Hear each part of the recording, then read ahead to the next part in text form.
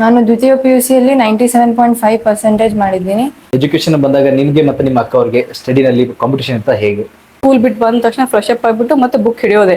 Night ನಾವು ಯಾವಾಗ ಊಟಕ್ಕೆ ಕರೆ ಮಟನು ಕಂಟಿನ್ಯೂ ಸ್ಟಡಿನೇ. ಮತ್ತೆ ಜಾಸ್ತಿ ಕಾನ್ಸಂಟ್ರೇಟ್ ಮಾಡಕ್ ಸ್ಟಾರ್ಟ್ ಮಾಡಿದೆ. 10th ಅದಕ್ಕೆ ನನಗೆ 97 ಮಾಡಕ್ಕೆ ಆಯ್ತು.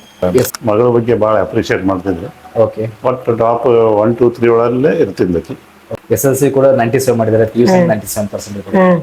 ಓಕೆ. ಅತಿ ಡಿಫಿಕಲ್ಟ್ ಸಬ್ಜೆಕ್ಟ್ ಅಂತ ಯಾವ್ದು ಅನ್ಸುತ್ತೆ ನಿಮ್ಗೆ? ಅವಳು ಸ್ವಲ್ಪ ಸ್ಟಡಿ ಬಗ್ಗೆ ಹೆಚ್ಚಿಗೆ ಆಸಕ್ತಿ ಇದೆ.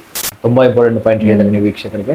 ಮ್ಯಾಥ್ಸ್ NCERT ಓದಿದ್ರೆ ಸಾಕು. NCERT ಆಮೇಲೆ ಮಿಸಲೇನಿಯಸ್ ಎಕ್ಸರ್ಸೈಸಸ್ ಅಂತ ಇರ್ತಿತ್ತು, ಹಿಂದ್ಗಡೆನೆ ಟೆಕ್ಸ್ಟ್ ಬುಕ್ ಅಲ್ಲಿ ಇರ್ತಿತ್ತು. ಎಷ್ಟೋ ಜನ ವಿದ್ಯಾರ್ಥಿಗಳಿಗೆ ಎಲ್ಲಾ ಸೌಲಭ್ಯಗಳು ಇರುತ್ತೆ, ಮಕ್ಕಳು ಓದ್ತಾರಲ್ಲ, ತಂದೆ ತಾಯಿ ಕಷ್ಟಪಟ್ಟು ಮಕ್ಕಳು ಓದಿಸ್ತಾರೆ, ಮಕ್ಕಳು ಓದ್ತಾರಲ್ಲ ಸರಿಯಾಗಿ. ರಿವಿಷನ್ ಮಾಡ್ತಾ ಇರ್ಬೇಕು. ಓಕೆ. ಎಷ್ಟ್ ಸತಿ ರಿವಿಷನ್ ಮಾಡ್ತೀವೋ ಅಷ್ಟು ಒಳ್ಳೇದು.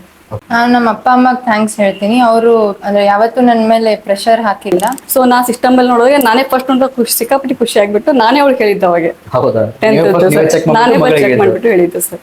Madam, okay. ಈಗ ಮುಂದೆ ಬರ್ತಕ್ಕಂಥ ವಿದ್ಯಾರ್ಥಿಗಳು ಅವ್ರಿಗೆ ಒಂದು ಎಜುಕೇಶನ್ ಅಲ್ಲಿ ಈ ತರ ಸ್ಟಡಿ ಮಾಡಿದ್ರೆ ನಿಮ್ಗೆ ಹೆಲ್ಪ್ ಆಗುತ್ತೆ ಅನ್ನೋದಾದ್ರೆ ಒಂದು ಕಿವಿ ಮಾತು ಮೇಡಮ್. ಚೆನ್ನಾಗಿ ಓದ್ಬೇಕು, ಕನ್ಸಿಸ್ಟೆಂಟ್ ಆಗಿ ಓದ್ಬೇಕು. ಅಂದ್ರೆ ಲಾಸ್ಟಿಗೆ ಓದಕ್ ಹೋದ್ರೆ ಏನೋ ಬರಲ್ಲ, ದಿನಾಲೂ ಓದ್ಕೊಂತಾನೆ ಇರ್ಬೇಕು. ಸರ್, ಈಗ ನಿಮ್ಮ ಮಗಳು ಶ್ರದ್ಧಾ ಅವರು PUC ನಲ್ಲಿ 97.5 ಮಾಡಿದ್ದಾರೆ ಸೈನ್ಸ್ ವಿಭಾಗದಲ್ಲಿ. ನಾವು ಬೇಡ ಅಂದ್ರೂ ಸಹಾಯ ಮಾಡ್ತಿದ್ಲು ಅವಳು ಬಂದು. ಹಾ ಮೇಡಮ್.